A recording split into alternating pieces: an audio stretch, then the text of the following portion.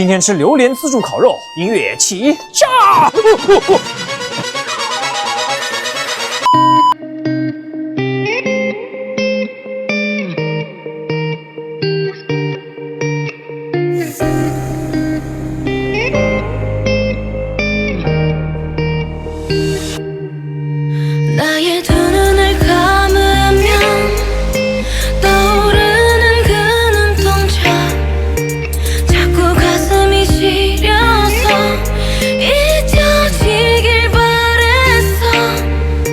因为我算是一个重度的榴莲爱好者，冰榴莲、烤榴莲，还有新鲜的榴莲可以畅吃，这就很爽，兄弟们！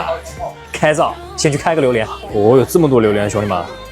哦 ，OK， 我们的榴莲过来了啊！人民的整个每个数像10缸多个内地基本上熬的毛也140块到200块的一只，那么每是200多一个你们为啥去看哟？那么按照内地那接着吃它，那为啥再弄一只？个免费续。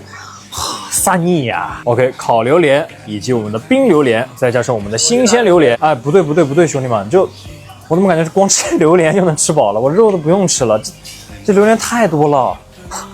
烤榴莲，太好吃了呀！这个我想了很久了，它是烤榴莲，外面是有点那种焦香味的，然后里面是很酥很烂，一口直接化在这个。今天榴莲自由，真爽，是真的爽。冰榴莲啊，这个会有一点像榴莲冰淇淋的感觉，冰冰的很爽，就是夏天吃很爽。那最后最隆重的肯定还是新鲜榴莲了，因为我觉得还是新鲜榴莲是最好吃的。哦，停呐，好吃，好吃，因为内里 CC 都不得了。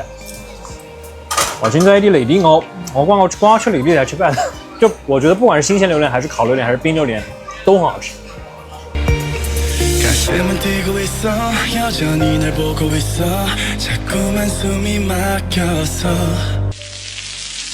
先尝一下这个 M9 的和牛啊，蘸一下它这边的韩国的一个辣酱啊。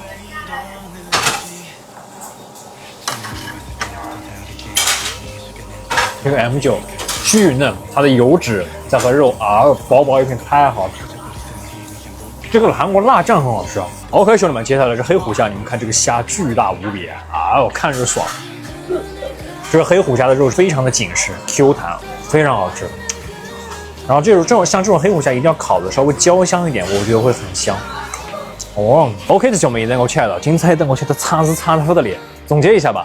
如果你和我一样喜欢吃榴莲，是榴莲的狂热爱好者，那么这一家对你来说性价比一定是拉满。他家的榴莲非常的新鲜，以及 M9 和牛真的非常好吃，很推荐你们。对，就这样，那我们下期再见，拜拜。